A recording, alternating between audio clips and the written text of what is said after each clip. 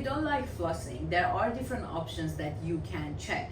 One of them would be flossets. Flossets have a little handle, especially for people who say my hands are too big, or I can't get at the back, or my teeth are too tightly connected to each other, which I hear a lot from my patients. Now, they give you the benefit of being able to hold a little handle and just put the flosset inside in between your teeth. I always say that nothing is as amazing as a ribbon floss, right? A regular normal floss. Floss should not be too thick or too thin. It should be thick enough to go through the teeth, but not too thick to harm you or hurt your gums.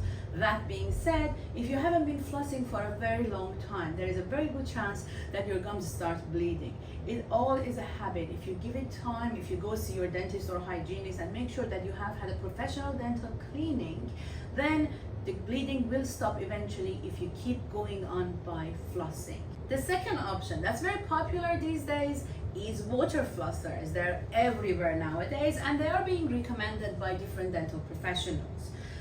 In my professional opinion, they are not the best, but definitely they can be helpful in conjugation with. So what does that mean?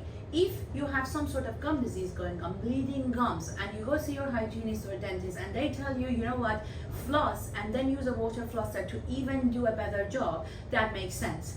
If you're only using water flossers, you are definitely leaving some plaque behind. What is plaque? It's basically sticky material with bacteria and food hand in hand stuck to the surfaces of your teeth. But they're soft enough so you can easily with a floss remove them and get them out. Now, if you don't physically remove them, it's very hard for them to be taken off your teeth. They eventually harden and turn into calculus. Calculus is harmful for your teeth and your gums. It can cause bone shrinkage, bone resorption, gum resorption, and eventually loss of tooth. So you want to avoid that area. You want to avoid having calculus around the neck of your teeth, basically eating through the bone. You have to clean it physically using floss. Regular ribbon floss will physically go around the teeth like C-shape and get the food out. But if you're using water flossers, if you imagine these are your teeth and that's basically the space between your teeth, the water goes through this way. It doesn't really clean the necks of the teeth. It does get rid of the food. So I would say if you absolutely are not flossing, water flossers are amazing options for you, but they're not going to do 100% of the job. 100% of cleaning is always done by regular flossing. Last but not least, interdental brushes. Now, they're amazing tools because they're little brushes that physically go in between the teeth and clean the food and the plaque out. Also, they have a little handle so you can actually put them at the back, bend them and get at the back. That's mainly the reason people don't floss. They're like, oh, I can't get the back, I can't get my hand in my mouth.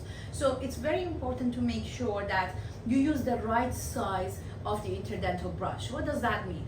Let's say that the teeth are close to each other and you don't have much gum recession. You can use size 0 and you go and use a size 2. You're gonna rub the gum on that area a lot. Eventually that gum will shrink down, so you physically shrink your gums down. There's two ways of gum recession. Sometimes it's because of not cleaning, sometimes it's because of vigorous cleaning. You don't want to cause gum recession. So I would recommend, if you're going to use interdental brushes, talk to your dentist, hygienist, gum specialist, whoever is taking care of your teeth and your gums, and ask them what size should I use. But eventually there are amazing options for getting rid of all that food and plaque and bacteria. They are not a friend of environment, so I would still stick to regular dental flosses. But if you have been recommended to use interdental brushes, it's probably because you have more gaps between the teeth that need to be cleaned better. Thank you so much for watching. I hope this video was helpful. Write in the comments what's your next question and I'll answer it in the next video.